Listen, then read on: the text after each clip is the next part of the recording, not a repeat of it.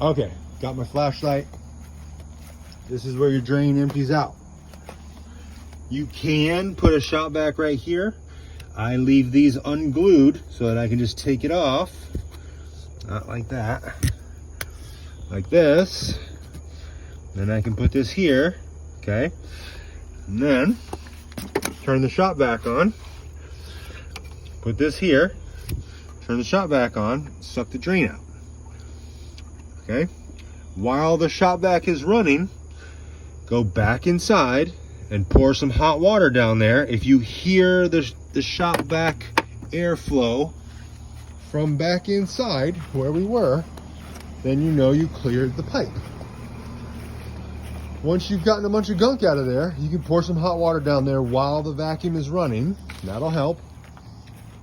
And then kill the vacuum, put the pipe back together, come back in here,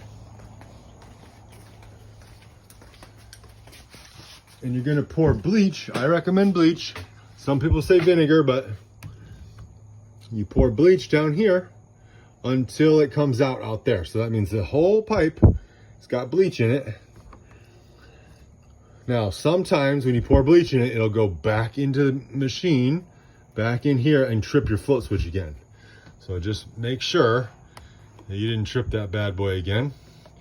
That's one way to do it, or you can go look at your thermostat.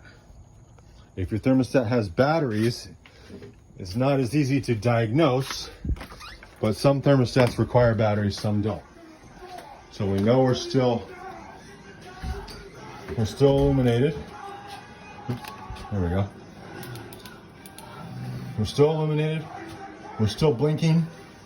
We're set on 79. So we're just waiting on the time delay, okay? Very easy fix. Probably 25% of my calls are drain problems. So if you need me, give me a shout.